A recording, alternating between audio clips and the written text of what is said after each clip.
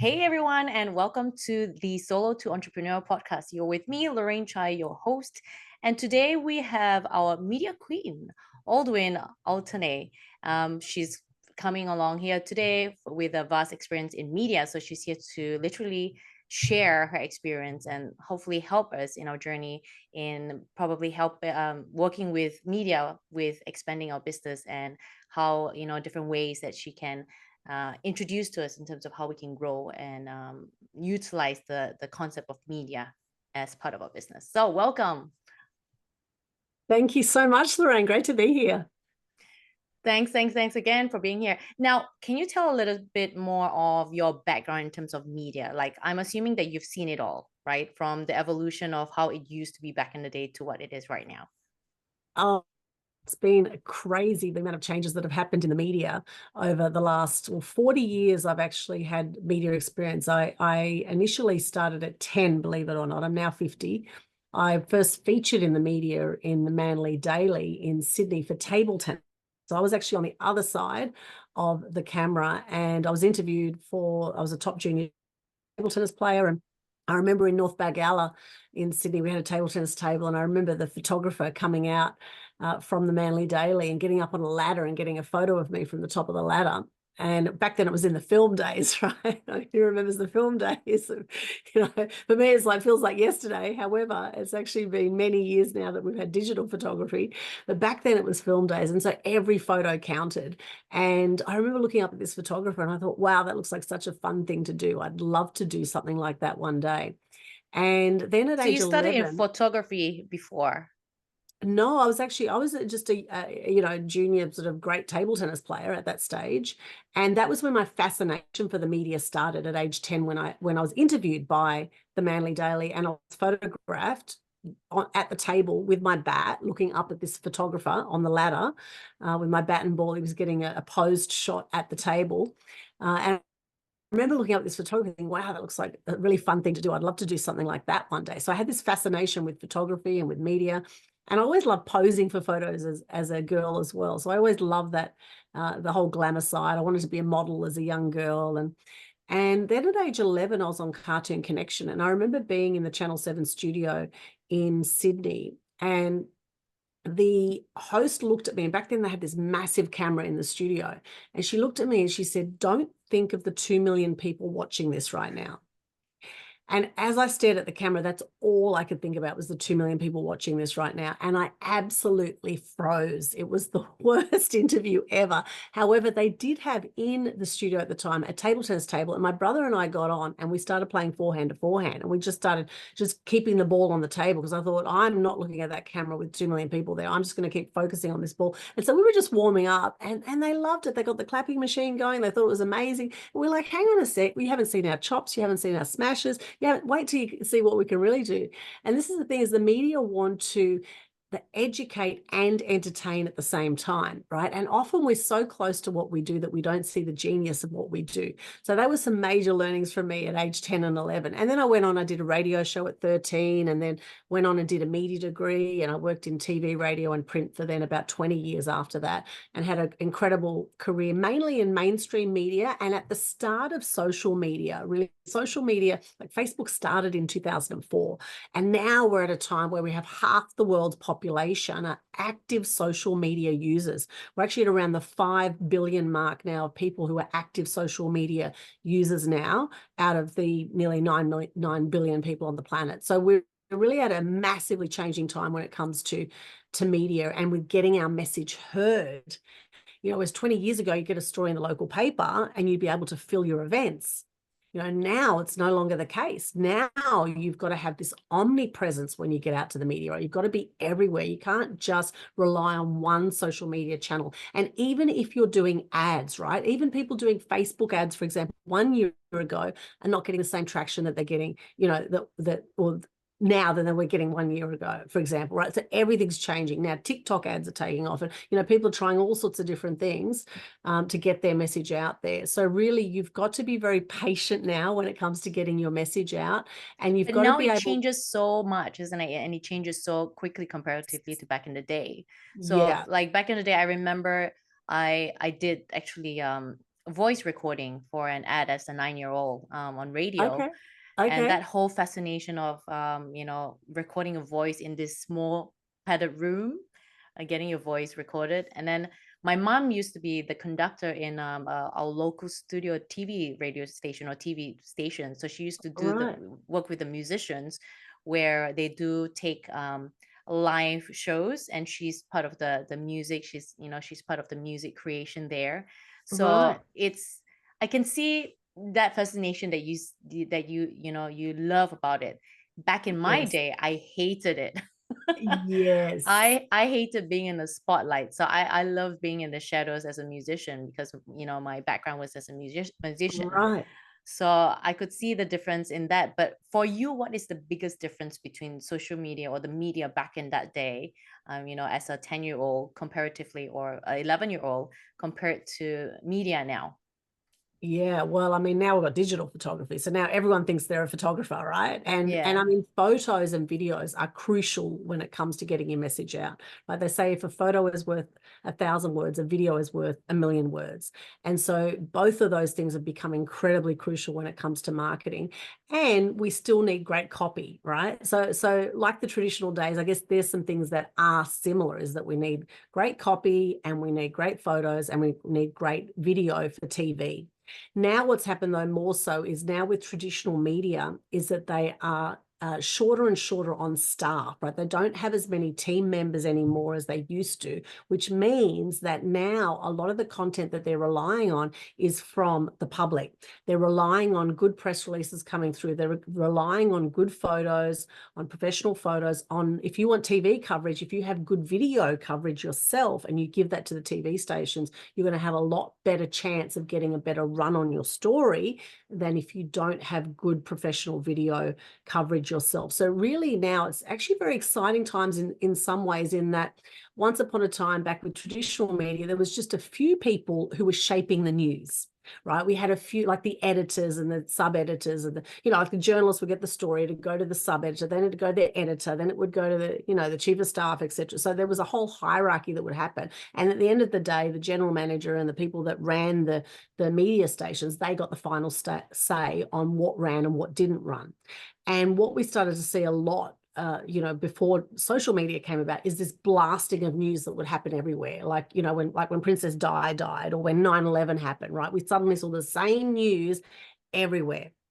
Whereas with social media, what we've been able to see now is that people are creating the news. People are getting their own video content on their phones, and they're capturing things and getting stories out that we would never have seen in the mainstream media, because we know also through the mainstream media there are certain agendas being pushed, right? There's certain things that I believe the people behind the mainstream media want the public to believe. I believe they want people to be living in fear, and that's how they control people, right? Whereas now what we're seeing is a resurgence of new media, where we're seeing more people wanting more positive media, and we're seeing more truth media come out. Is another thing through COVID, particularly, is we saw a lot of censorship of media that was happening through COVID. And so what we've seen now is a lot more people are going to more of the truth media that's not censoring the news. People are thinking, well, if there's nothing to hide, why is there so much censorship? Why do we have these fact checkers, etc., right? And so people are starting to wake up to what's going on. And now more and more people are becoming the influencers, and people are following people. We're not so much following the news stations anymore. We are following the people behind the news stations. And this is where it's so important for people in business to be building their profile, because people are going to relate to you. Even if there's 1,000 people who are doing the same kinds of thing as you in business, there's only one you. And this is where, to build that know, like, trust factor, you need to be putting yourself out there. You need to be sharing of yourself, and not just pitching the next thing, not just pitching your next webinar, or we want to connect with you. We want to feel you and what matters to you. We want to know the real you. And so it's important now to be vulnerable, to be authentic with your messaging. There's going to be some people that love you and some people that hate you no matter what you do. And you will find there'll be more of that the more you share authentically of yourself. However, with that comes, it's really important to have clarity and to have confidence with your messaging. If you don't have those things, and you could be just spraying and praying all over the place with all sorts of different messaging, you'll be confusing people, and that's when you'll lose people. Yeah, but So the all thing those is, things. with certain people, like, yeah, fair enough. I have to be on social media. I have to do live videos. I have to do videos. I have to do Mm, posting and things like that. But the thing is, because we're competing with so many different people out there that want to do the same thing or want that attraction, right? Everybody wants that attraction because that's how you yeah. get, clients these days. You get Yes. clients through social media, you get clients through media. Well, back in Yeah. the day is when you put an ad out, you have to wait like for a couple of weeks or a couple of months, get approved by XYZ before it starts to be blasted out either on the paper or the magazine, because then you have to wait for people to print it out. So now you're competing with so many people, and it's just not the local people, as you say. COVID, because of COVID, everyone's like tech savvy, right? So everyone's just chucking out all these contents, whether or not it's good or bad, but everything's out there. And I guess the Yeah. thing is being consistent of understanding what you want, what kind of message you want to put out there, what you want to do in terms of how you promote your business. Yes, absolutely. Consistency is key. Mm. And it's a time now people have such short attention spans. I mean, we've seen reels pop out, right? Like people have got like everything's instant, instant, instant. Back in the day, we had landline telephones. People didn't take their mobile phone to the bathroom with them. And, people now expect they expect you to answer straight away or to get back to them really quickly, and people do message you for business on Messenger, on LinkedIn, on your socials. If you're not on your socials, on Instagram, business comes through in all sorts of different ways now. So it's really important also to understand with your ideal client, how do they like to receive their messages, what platforms are they mainly hanging out on, right? And for a lot of business people, they're dealing with business people, and so ideally spend a lot more time on LinkedIn. And a lot more people are getting more frustrated with Facebook and going more onto LinkedIn because that's where more of the decision owners are. And so absolutely, you have clarity with your message, have confidence with what you do, and consistency is absolutely key, because a lot of people have no patience whatsoever. And be true to yourself. You've got to build that inner resilience and that confidence, because it is a time now too where we have social bullying, right? And we have all sorts of fake spammers and scammers and all sorts of people. I don't know how many times I get, people want to marry me from Nigeria, but they all pretend to be French art dealers, right? Just about every day I get one that says I'm so beautiful, and I'm sure they don't send the same message to every single person they see. You're you know sure? I'm sure they don't. But we're in a time when, and now we've got AI, so now we're like, well, am I talking to a person, or am I talking to a robot, or am I, like, it's really become quite a it's quite a scary world in some ways, in how fast things are moving in that direction. And as the world of robots and AI, as this has all just come about so quickly, even in the last few months, it's just gone crazy. Like now we look at pictures on social media, we don't know, is it actually a real picture? Like I Mm. look at things, I think, is that actually a real photo, or Or a is it real, AI? like, is it a real video or is it an artificial one? Exactly. Is it an art of is it they're really their voice? Is it, you can do with AI now, you can do 10 different voices and make it look like it's you, in different languages. Like it's insane now what is possible with social media and with AI. And so even more so now, I think people are going to want that connection, because one thing that robots will never have is a heart. Right? They will never have that heart-to-heart connection. And this is where we can share more of our heart of what's happening for us in our lives, that people can relate to it, or they may not relate to it, but just sharing because we want to share. Just actually, having the confidence and not living in fear, because I always say there's two places we come from. We're either coming from fear or we're coming from love. Right? Whenever there's any fear, and that's when nervousness happens for people. Oh, I can't share that. I wonder what people are going to think. And, that comes up for people. Then just turn it into love. Just let that go and turn it into love. Right? And share authentically who you are. That's what people want. We want to see the real you. And the people that will love your stuff, great. They might be the people you might want to work with. And those that don't, well, you send them love and send them off for other opportunities with other people, right? Because there's an abundance of work out there in all fields, I believe. I actually don't like the word competition. I really don't like that word in business. I do believe that there's an abundance for everybody, and I think the right people will gravitate to you. And really, I mean, how many customers do you want at the end of the day? Out of the 9 billion people on the planet, I mean, how many do we really? Most people only need probably 1,000 customers at the most, and they've got a multi-million-dollar business. So really, let's all support each other in business too, I think, and see how we can collaborate more as well. Absolutely, absolutely. Now, with someone that says Mm. social media is not for them, what would you say to them? Like if they're a business owner and they're like, "Nah, social media is not for me." Well, you can outsource it to a certain extent, to a certain True. extent, right? However, still, we want to get to know you. We want to get to know the people behind the business. Even with the big brands, the big companies, we want to see a face to who we're dealing with. Like Richard Branson and Virgin, right? Everyone likes the Richard Branson thing, right? With Virgin. So, even though he never serves you on the plane, but, we like to see a face to the business. And Mm. Colonel Sanders with KFC. I mean, Colonel Sanders, what an extraordinary story that was. How many times he got knocked back on his chicken recipe and he just kept on going and, became multimillionaire in his 70s. Extraordinary. So really, if they say it's not for them, well, how serious are you about business, about getting your message out? Because the number one regret of the dying is living a life not true to yourself. That's the number one Mm. regret, right? It's And like they 90, say, like comparatively with Samsung and Apple, because Steve Jobs was the face of Apple, isn't it? There's a connection yes, between the person with the yes. audience compared to Samsung. Like, who is Samsung? We have no That's idea. that's true. And I mean, then we've got Microsoft and Bill Gates, but he's not a very likable character, so that doesn't really work too well in his favor, particularly not lately, right? However, each to their own on that one, right? Yeah. Um, each to their own. So, So I always have been telling my clients, like, I have clients that are like, we want to scale our business, we want to grow our business. Yes, social media, but we don't want to put our face out there. And to me, I understand coming from the background as a musician, where I love to be in the background. I like to create an impact, but I like to be in that background. But slowly but surely, I came to mm, realize that you have to be, in order to grow your business, you have to be the face of your business, because that's how clients, they love the interaction, and they love how they know or they have met the person of the business itself. So even though if someone is yes. afraid of the camera, it's more of how you can overcome with that fear, and more of the thought process of the outcome of media, or the outcome of them being on a screen. Yeah, and it's just the fear that comes up for them. I've for 20 years now, I've had my own media business as well. So, Media Queen's how I'm known, because a lot of people can't say my name. And Double A Expose Media is the business name, and I have a mass media mastery program. So I've worked with people all over the world, and a lot of people have this fear.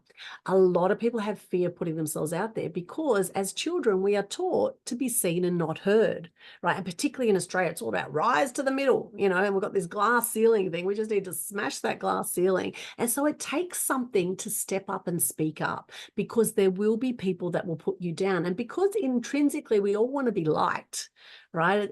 We all want to be liked. And so when you put yourself out there, there's going to be some people aren't going to like your stuff. And it takes some courage. And that's where doing the inner work is really, really important. For Mm. those who say they don't like social media, it's more about learning to love themselves, I would say, and learning to get and acknowledge that they do have a great message to share. And if they don't put themselves out there on social media, then somebody else will be. Somebody else will be known as an expert in their field. And if they don't put themselves on social media, you're going to lose trust, lose faith with your potential customers. Hence, you're going to lose business. So if you're really serious about business, it's important to put yourself out there. And if you want to make a difference in the world, which most business owners do want to make a difference. Most business owners I know are entrepreneurs. They're rebels. They're the change makers. They do want to make a difference. And so if you really want to make a difference, it's important to step up and speak up and do whatever it takes to overcome your fear about doing that. But And the even thing if it's is, like, people don't like something is because they're not good at it. It's not because they don't want to do it. So it's right, always people that don't want to do it is because they've never done it before. And that's the doubt, isn't right, it? It's the fear, right? So, but the thing is, right, the more you do something, the more you feel comfortable in doing it. Like, I never used to exactly. speak. I used to be an absolute introvert, an extreme introvert. You would not get a word out of me. But now I'm speaking on Right. camera. I love being on stage. I could speak to Yes. 200, 500 people. Like, no problem at all. But back in the Yeah. day, I was terrifying. It was really terrifying. Yes. I And get it. some people like, they're like, oh, I can just do a video course.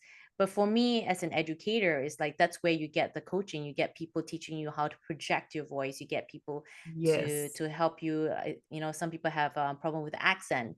You've got an accent coach to help you, work your way around the English language, so that your audience can understand your accent, so that they can relate Yes. to you. And it's more of, if you're in your community, that's how you communicate with that kind of language, right? It's the language study that you have to understand as well, and how you present yourself. So I always tell my clients, if you want to Yes. be putting yourself on social media, you have to be presentable, because there's 10 million people out there that may be, regurgitating the same message. But how do you make yourself stand out? Like yourself, you're the Yes. media queen. How do you make yourself stand out? Yes, yes. Well, I get very authentic and very real. That's one way I make myself stand out. And in fact, the post that I just did yesterday, where I shared about how sick I was and how I'd been in bed for 4 days, and I did a photo showing my blister on my face and showing I looked like an absolute mess. And I thought, this is about getting real.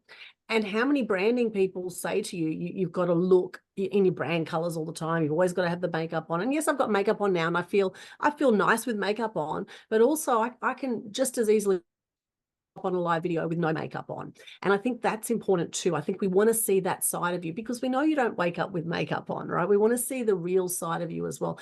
And when it comes to, yes, a lot of people think they're no good on camera, and this is these conversations in the head, right? They think, oh, I'm no good as an interviewer, or I'm not a good speaker or whatever. And everything is hard until it becomes easy, I always say, right? Everything is hard until it becomes easy. And so practice makes perfect, and get the right training. Like I did 3 years of Toastmasters. I've done so many different speaker trainings. I've invested over $500,000 in my business and personal development, and I continue to invest. I continue to craft my skill, and I still say ums and ahs. If you do Toastmasters, they will actually count your ums and ahs. And I I still say remember. ums and ahs after 3 years of Toastmasters. So the thing is not to worry about. I still stumble over my words, but the thing is to, come from the heart. And the more you come from the heart and you share authentically, the more people will resonate with that, and the more that you'll be able to have bigger impact. Because too many people, too much in their heads, they overthink things way too much. And I must say, I've done it once or twice myself, so I can relate. And I'm constantly reminding myself to come back to the heart and to trust. And one thing I say to help relieve the fears, and this may help some people, as before I do any of my shows, I've got several shows online. I do when I do my speaking gigs, I say a little prayer. I take a few deep breaths, and I say, please let me say what needs to be said. Please let me say what needs to be said. And then I just allow whatever to come through, and then not overthink it, Your because small version of a meditation, isn't it? yeah, like a mini meditation, getting into state before you actually do your speaking, and just allowing and trusting that the right words will come out that need to come out at that time. It's okay. Like sometimes with interviews to have a few key points that you want to cover, but you don't want to be, looking at that all the time, because again, you get too much in your head, and then you're not so much in your heart, and you're not allowing for whatever to come out. So I do believe it's important to get the right mentors around you, get the right coaches, do whatever it takes to share your message with the world. If you don't want to be one of these statistics of people, 90% of people that die with regrets, then it's important to do what it takes to get out there and step up and speak up. And, hence the saying, it's lonely at the top, right? It's only at the top because, not too many people are willing to step up and stand out and to speak their truth, even if they know they are going to be criticized. I mean, let's just look at Donald Trump as a big example. Now, we won't get into politics here, but Donald Trump's someone who has stepped up and spoken up. He's got so much money, it's ridiculous. And there's people that absolutely hate him, and there's people that absolutely love him, right? And yet he just keeps speaking his truth regardless. And so I really admire the fact that he just keeps speaking his truth. He just keeps He going. doesn't care, isn't he? He doesn't care. It doesn't matter what anyone says, he just keeps on going, right? And he calls the media and goes fake news. And he calls it. And I've never seen anyone call out the media as fake news as much as he has and get away with it. And he just keeps doing his thing. Yeah, And so you're right in terms of the media controls in terms of the truth, right? You've got one media that spreads one lot of message and another one that spreads lots. But talking in terms of Donald Trump, it's I've seen him in an event in person, so there's no filtering whatsoever. So I got to see the real Donald. And that's the thing, like you have to do your research in terms of which is the true message, instead of trying something, and if it fails, then giving up altogether, right? It's Yes. looking at certain ways to how you can help your business grow. It's looking at ways on how you can use media. Like maybe if you get a social media team to help you and that's not working, find somebody else to help you, rather than give up just because of Yes. one failure, right? Yeah, and if you don't want to be doing all your social media management, which actually I wouldn't recommend doing because it's a massive job. Like I have a Yeah. full-time person doing 50 hours a week on my social media. And, at one point I had 5 people doing my social media. Like it is a big job if you want to do it properly, if you really want to get the omnipresence out there. But even a social media person will come to you and they're going to be extracting parts of your story. They're going to be wanting to get photos of you. So either way, you're still going to have to get some original content out there, whether somebody else takes it of you or interviews you, or like what we're doing now. This could be turned into a whole lot of snippets and reels and all sorts of things that we can repurpose this content into now. Either way, we still want to see you. We want to see the person behind the brand, and we want to get to know you, and we want to know if we gel with what you're saying, if we can resonate with what you're saying, if we agree or we don't agree, or if because a lot of people, they will work with you if they like your values or they like what you stand for. And this is where I think it's important to share why you do what you do as well. At the heart of your messaging, and why I do what I do. I'm all about good news, right? I'm very passionate about good news. Why? Because I've had depression. I've had 4 friends who've taken their own lives by the age of 45. And so hence I started a Good News Day and the Global Good News Challenge. We started through COVID. So every month we do a Global Good News Challenge now, all over social media. And it's free. Anyone can participate. And it's a great way to share gratitude and good news and to shift the energy on the planet with such a simple thing as gratitude, right? It's very It's easy to resetting whinge. that mindset, isn't it? Yeah. Resetting the way that you think, Yes. retuning the way, fine-tuning Yeah, yourself. yeah, yeah, because traditional media has been incredibly negative, right? 98% of news is negative of traditional media, whereas now we're seeing a lot of the new media. We're seeing a lot more positive podcasts. We're seeing a lot more motivational videos and things coming out, which is fantastic, right? Now we have so much information. Now it's about, okay, which information do we want to, dissect, and which bits can we fine tune? And this is where people are paying now for experts to be able to dissect all that information and put it into a package that works in whatever it is that they want to achieve.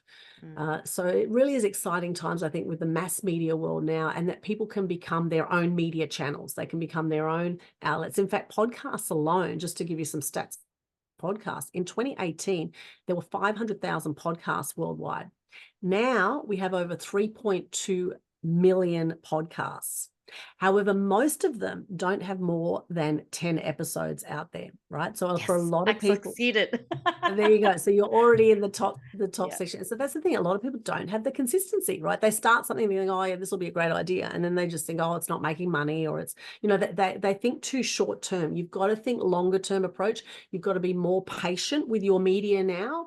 And just because you're not getting a whole lot of likes and followers doesn't mean people aren't watching your stuff, right? In fact, there's several times I've gone out here on the Gold Coast recently, and people have come, complete strangers have come up to me and said, oh, you're Aldwyn, aren't you? I've been following your stuff. And I think, who is this person? I've got no idea. But there's people that follow your stuff that, just stay consistent and keep doing your thing, keep putting your message out, and be prepared to tweak it as well. Like things will change as you go. You don't have to stick with the same thing. So don't let perfection get in the way of progress as well when it comes to your media. Yeah, I But just told my social media team, I'm like, we have to change. Let's revamp it. right. Let's level up. I Okay, like to use great. that word. Let's level up. And Level instead up. of doing the same thing, let's level up. Let's do something different. Let's Yes. spice things up a bit, try something. Yeah. Because the thing is, people always change, right? And people's energy change, the way that people see things, people's attention span, as we mentioned, is not as great as it used to be back in the day. So it's like, okay, how can we make it where it catches someone's attention within the 3 seconds, right? Or even less now. It used to be 5 seconds. Yes. Now it's down to 3, or within 2 seconds. If you don't catch someone's attention within two Yes. seconds, then that's it. So Yes, they're off to the next thing. Yeah, absolutely. yeah. Fleas do have a longer attention span nowadays, apparently, than humans.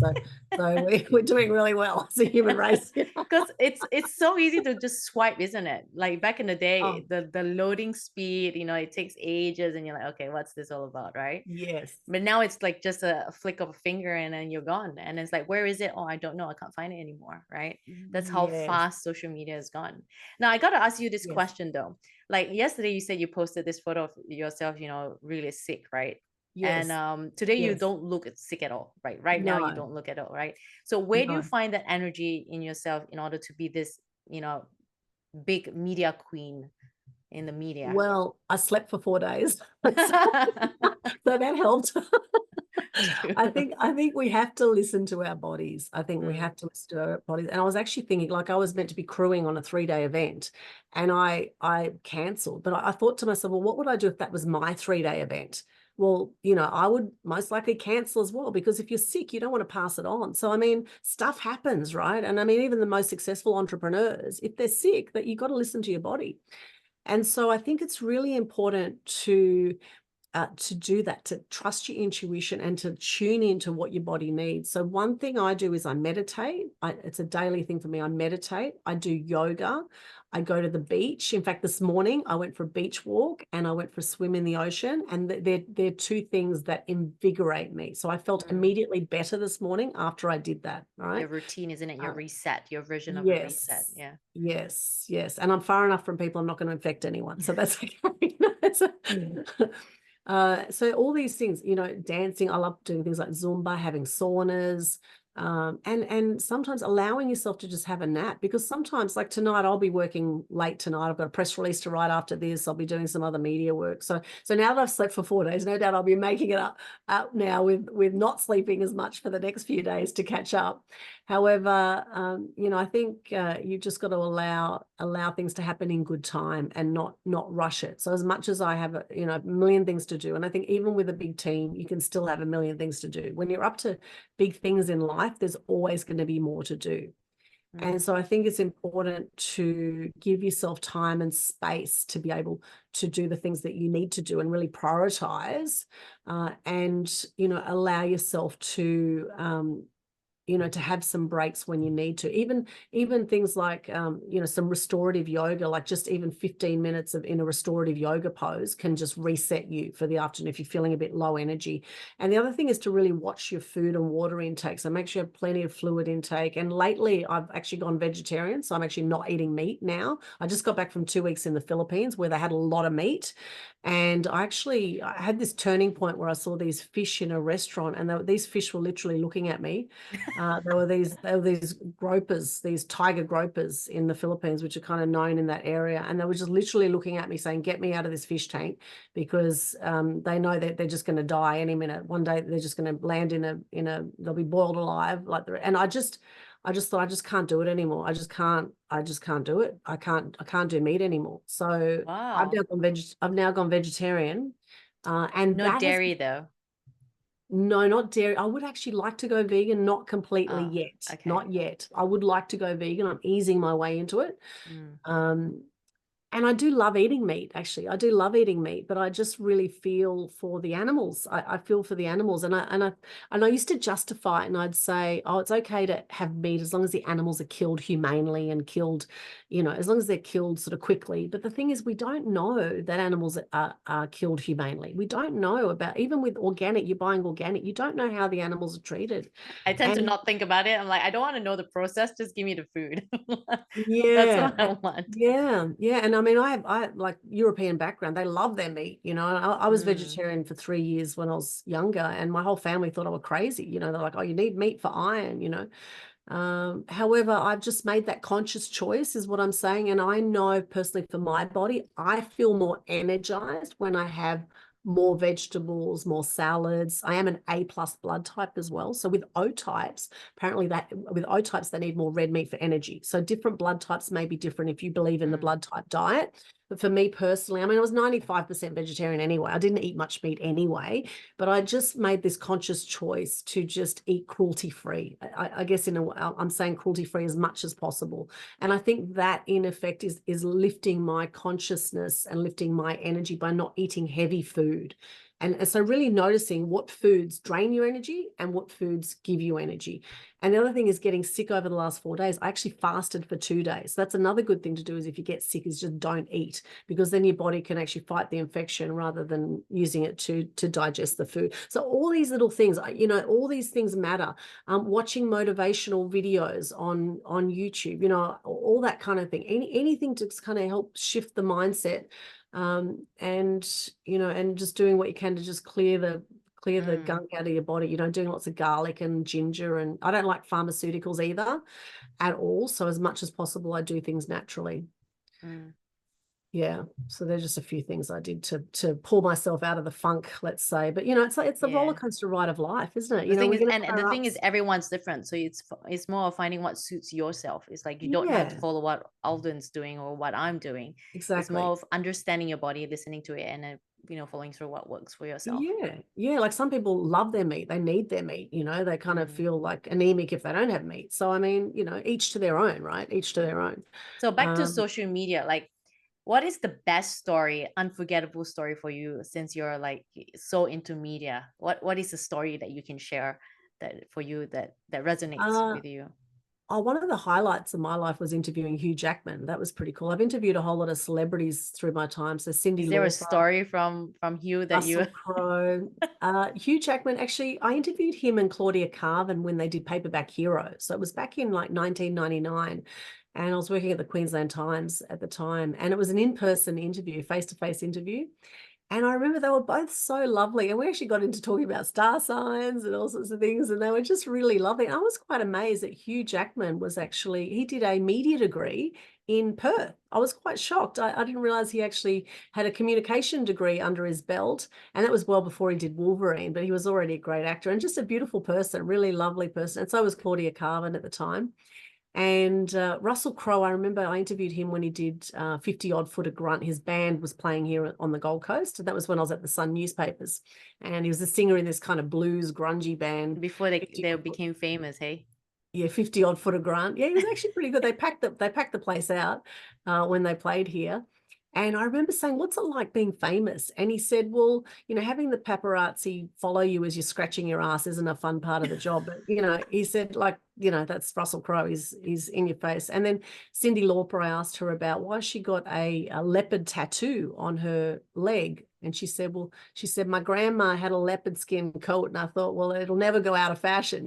She said in her New York accent. Yeah. And just little things like that, little funny little ditties. But one thing I found with all the celebrities I interviewed, Debbie Harry was another one from Blondie. I always loved Blondie growing up. The reason that they were so good at what they did, I believe, is because they were passionate about it, right? And when you're passionate about something, you love it, you will naturally just become really good at it. And what I found with most of the celebrities, I say 99% of them, is they were all really lovely people to chat to. And they were all like larger than life and vibrant kind of personalities because they so loved what they did. And the ones that But as an survived, interviewer as well, like you knew how to ask the right questions. It's not just asking random yeah, questions. It's bringing that person out, bringing the person that they yeah. are out. Yeah, and having them feel comfortable with you because there's a lot of journalists out there that are very blunt and that really try to Mm, make these celebrities look really stupid and things like that. And so they get it. Sometimes they get a bit guarded with some journalists. They don't know how you're going to come across as a journalist. And I think you just got to relate to them like human beings, and just meet them where they're at. And I think I think everyone wants to be admired in some way. So I think if you compliment them and you actually do like their stuff, that helps as well.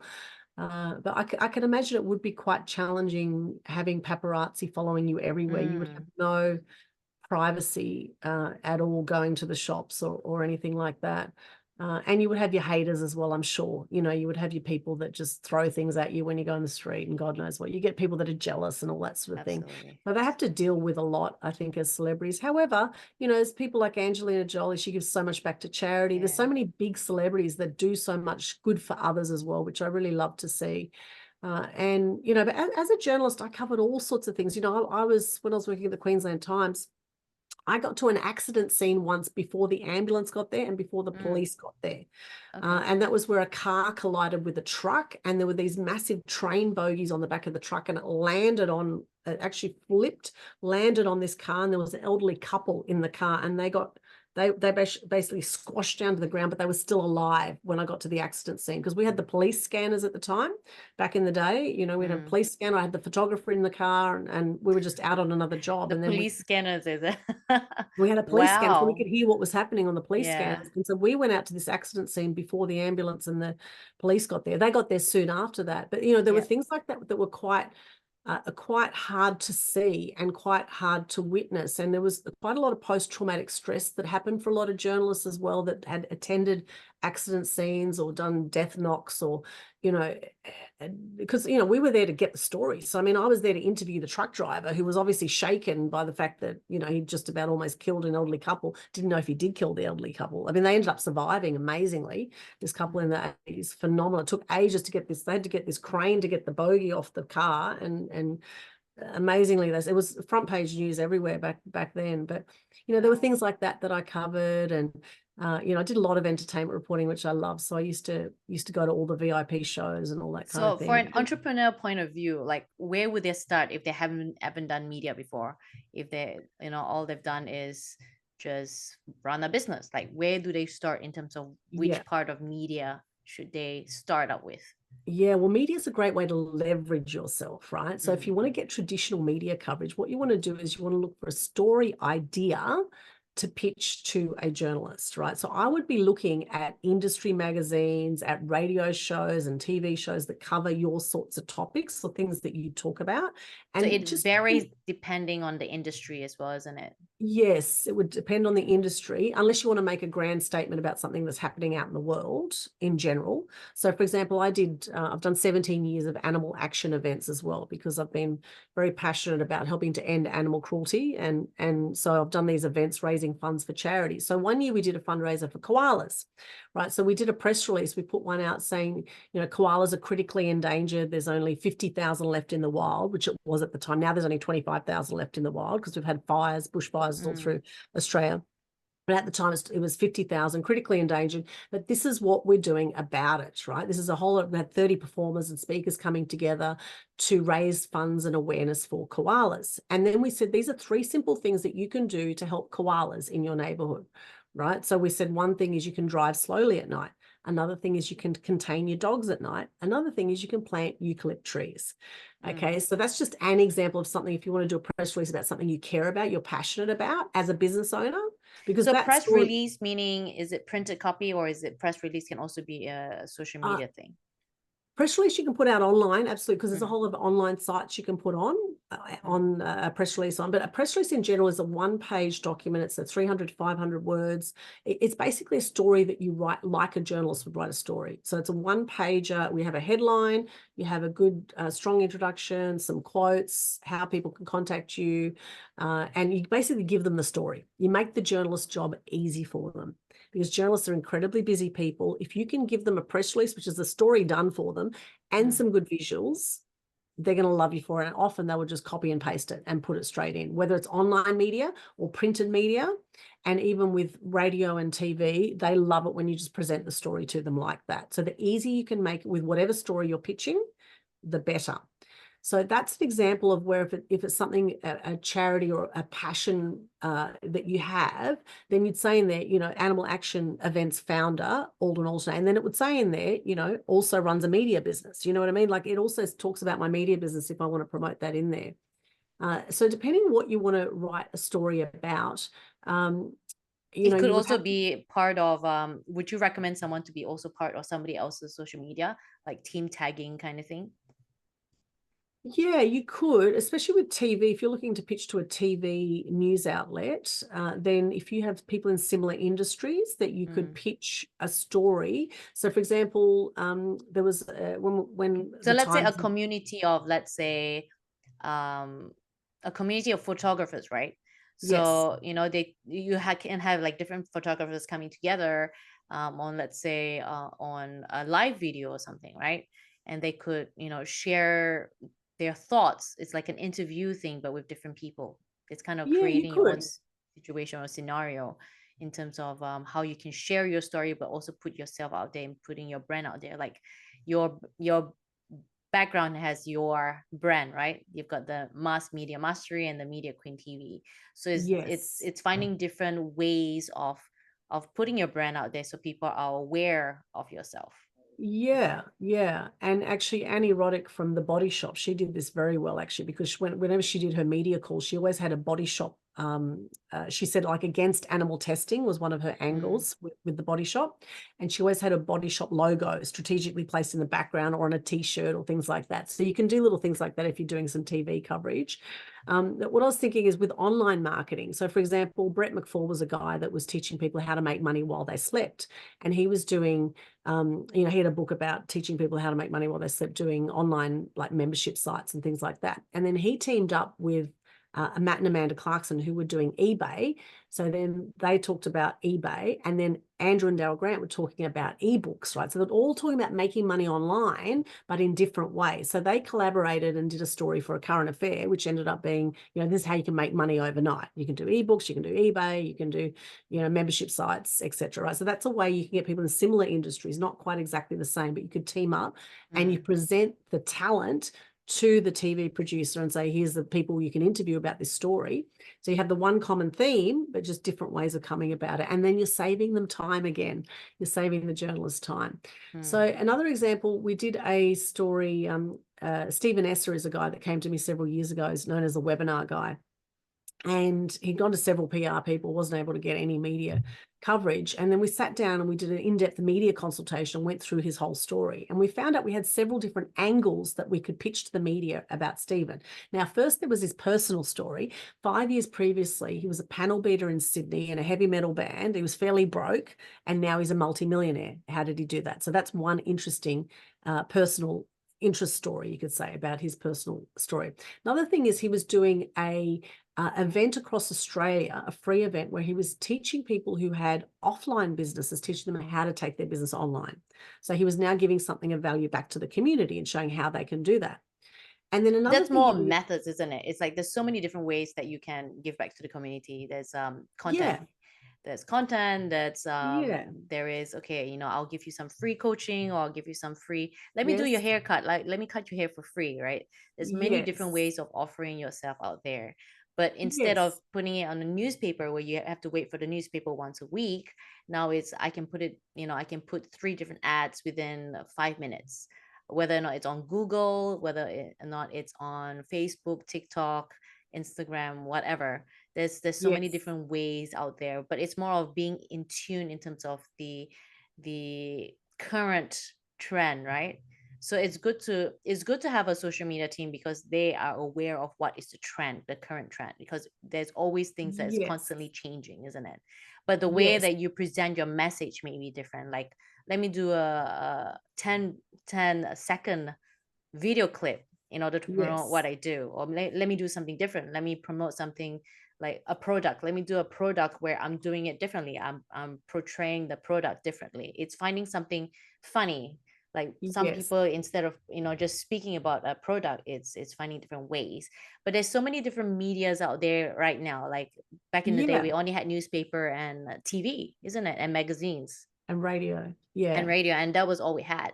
But now it's finding out what kind of media we have out there and just trying it out, testing it out. If it doesn't work one way, it doesn't work one area, try something out. Different industries, again, it depends on which industry listens or sees your products more.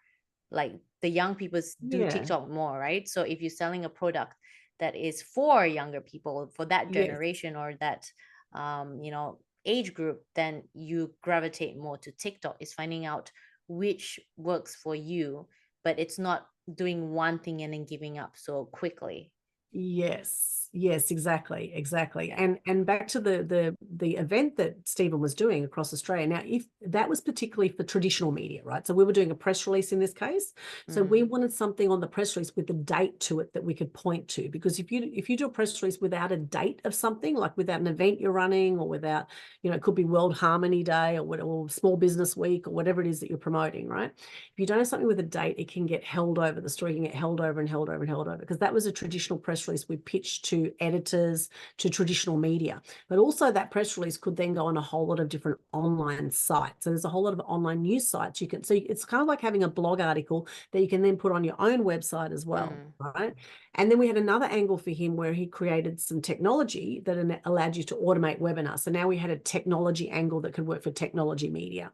So yeah, it's a case now that, I mean, TikTok, a lot of people thought TikTok, it's for a younger audience. And yes, it has traditionally been that way. However, now more and more older people are coming on TikTok, and people are making all sorts of money on TikTok through That's why business. it's understanding that too, isn't it? Because it changes so Yeah, drastically, so quickly. it's changing so rapidly. And the thing is, if you want to get TV coverage in traditional media, you need to have video content out there, because the journalists are going to be looking, they're going to be Googling and seeing if you have a YouTube channel. How do you come across on camera? How do you present? How That's are your you new in bio interviews? resume, isn't it? Your video is your new resume. Your social Yes. media is your new resume. Yes, yeah, because Mm. if you don't present well in an interview, if you don't come across well, and you don't keep the conversation flowing, if you make boring talent, so to speak, like if there's a lot of dead air, right? Dead air is where it's like silent space, which with professional speaking, there's the power of the pause. But see, that pause is way too long if it's radio, right? If it's radio, that is like, that's dead air. People switch channels. That's a big no-no. So it's a whole other art form when you're being interviewed on radio, traditional radio, or even podcast, pure audio, as opposed to where you've got an interview where you can see video, right? It's a very different kettle of fish. So it's really understanding the different art forms of different media and how best to come across with different media as well. Absolutely. If you're boring talent, you'll get a short run. You're not going to get asked back again. So that's where coming from the heart and bringing that passion to what you do. That's where the reporter's going to love what you say, and they're going to want to hear more of what you say.